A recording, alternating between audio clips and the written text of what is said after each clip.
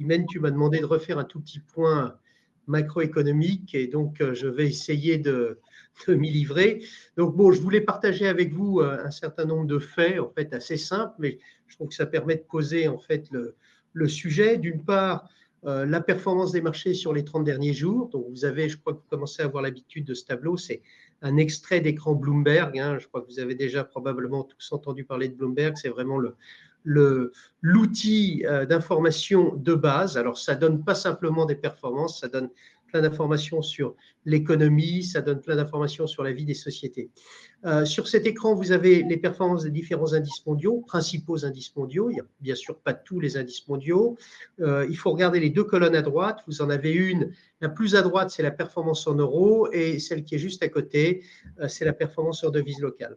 Sur le mois dernier, ce que l'on constate, c'est que sur la plupart des marchés, en tout cas sur les deux premiers blocs, qui sont les États-Unis et l'Amérique, vous avez aussi la performance du marché brésilien, entre autres, vous avez beaucoup de vert, donc le vert, c'est de la performance positive.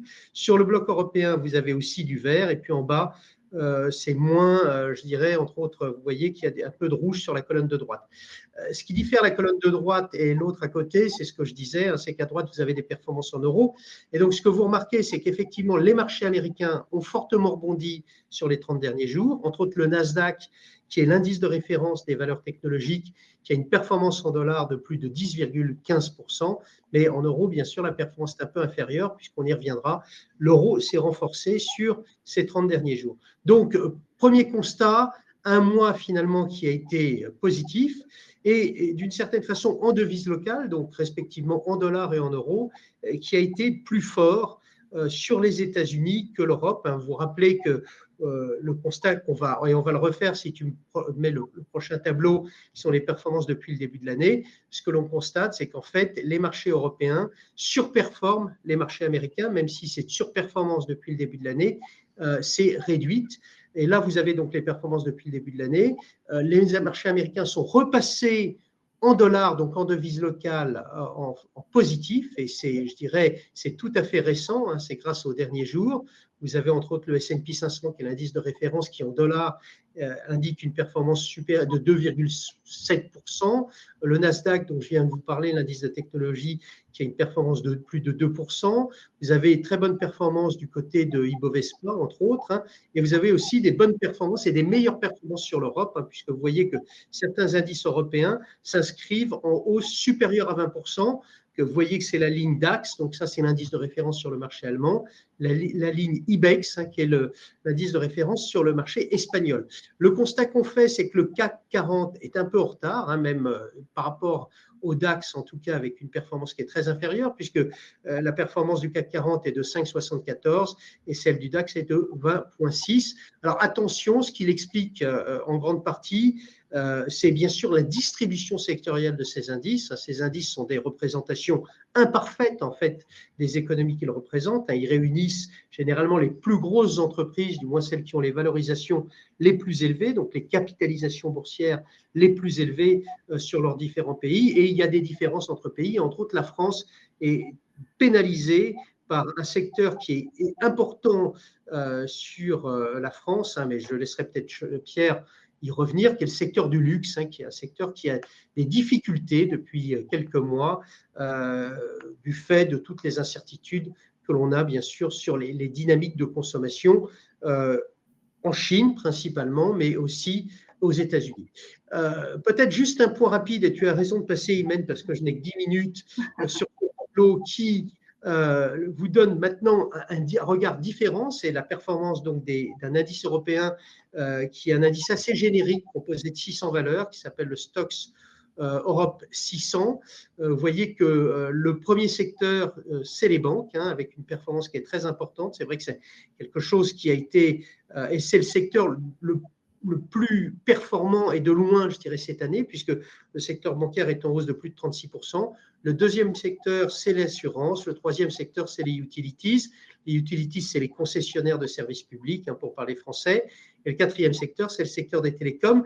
Le classement, je dirais, de ce point de vue-là, ne change pas, puisque le mois dernier, on avait la même distribution. Et puis, à la traîne, en fait, on a un acronyme comme vous pouvez le voir, c'est CPS, c'est Consumer Product and Services, donc toutes les sociétés qui sont face au consommateur final, vous voyez, avec une performance qui est négative, d'environ 5%.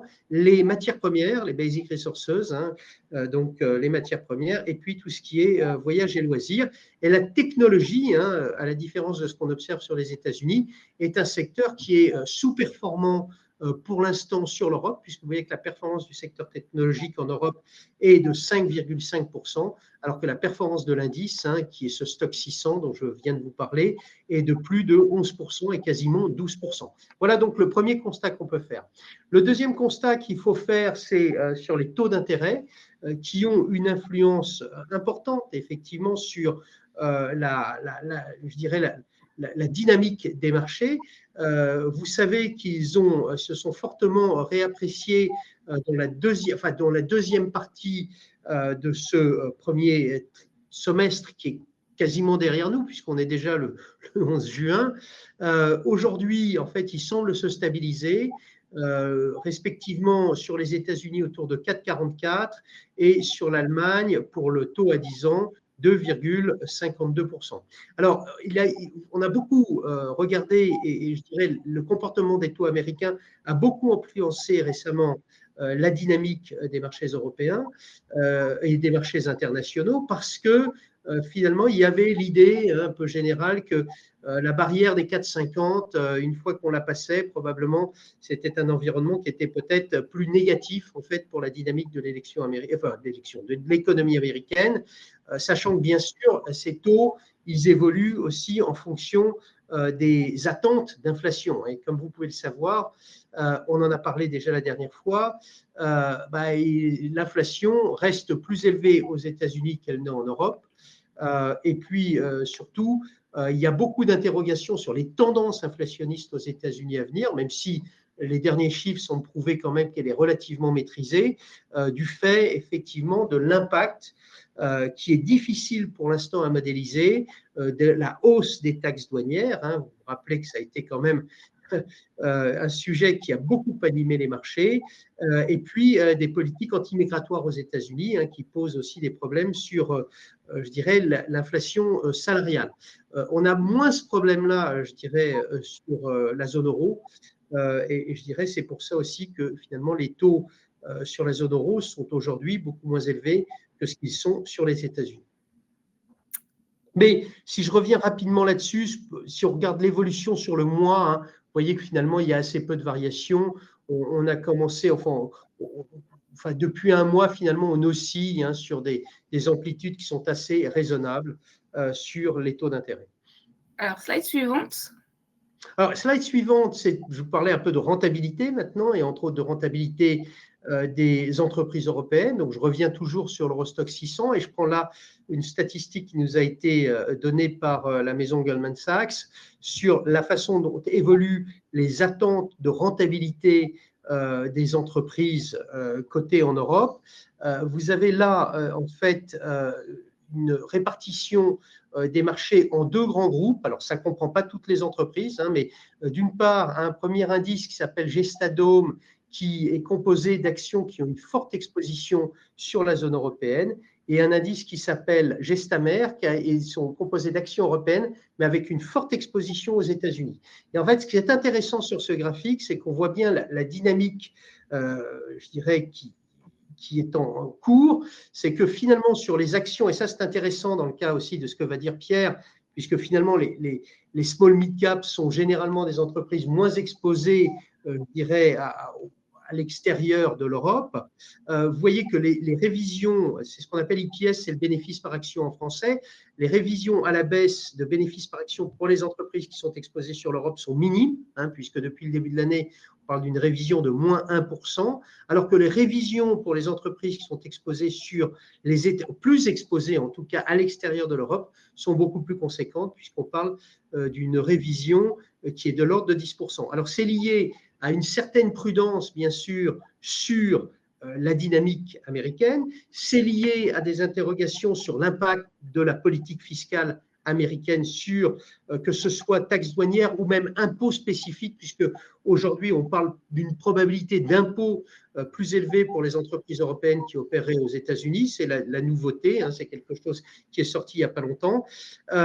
Et donc, vous voyez le delta, mais c'est aussi lié, bien sûr, à l'évolution du dollar, qui est un facteur très important, hein, qu'il faut prendre en compte, puisque finalement, le dollar a baissé, hein, de plus de 10% depuis le début de l'année, et ça impacte, bien sûr, la valeur des résultats qui sont générés sur la zone dollar, hein, pour les entreprises européennes.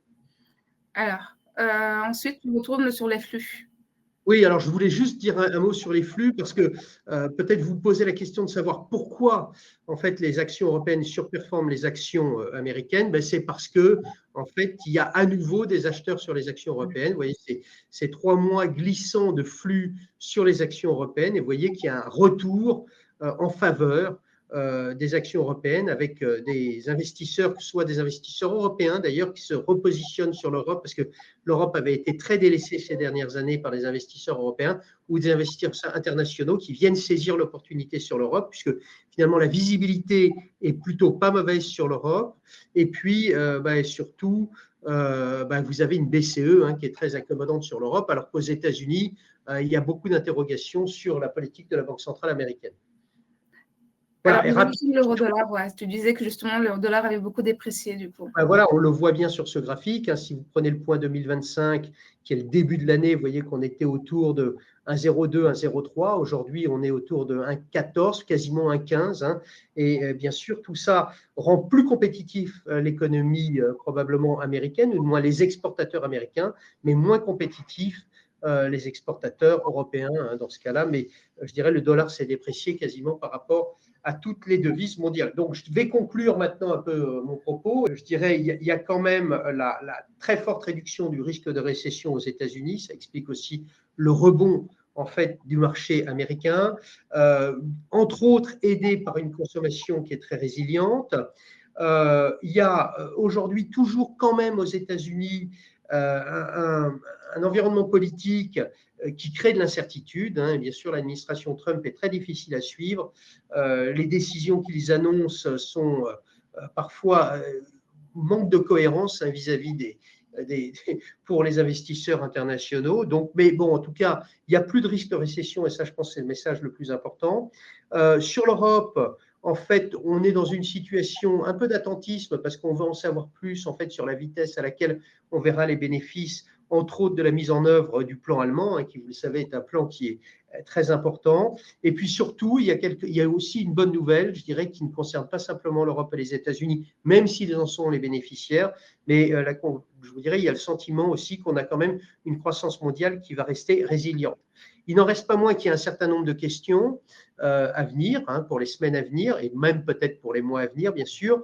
Je vous ai parlé du dollar, ça fait partie des grandes interrogations. Est-ce qu'on s'arrête là? Est-ce que le dollar continue à s'affaiblir? Je pense qu'on a très peu de visibilité sur le sujet. Il y a le sujet des taux d'intérêt, on en a parlé, ils semblent se stabiliser autour des niveaux actuels, mais qu'en est-il réellement des taux américains, entre autres, puisque sur les taux européens, je pense que la visibilité aujourd'hui est meilleure. Et puis, il y a aussi une grande question sur la politique de la Fédérale Réserve américaine.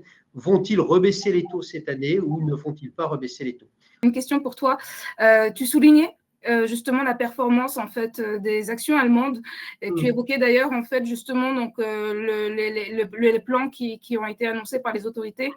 En fait, il y a Jean-Alain qui te demande est-ce qu'il y a un fonds au sein de la financière de l'échiquier pour le coup qui fait un focus sur les actions allemandes et notamment sur le DAX par exemple? Non, alors on n'a pas de fonds, je dirais, qui est sur des thématiques géographiques aussi précises. On va avoir des fonds sur la Chine, on va avoir des fonds sur le Japon, mais on n'a pas de fonds Allemagne spécifiquement. On essaie bien sûr, à travers les investissements qu'on fait sur les entreprises européennes, de saisir cette opportunité-là. Et donc, on est en train de remonter progressivement notre exposition aux entreprises allemandes et même aux entreprises françaises qui nous paraissent bénéficiaires de cet environnement.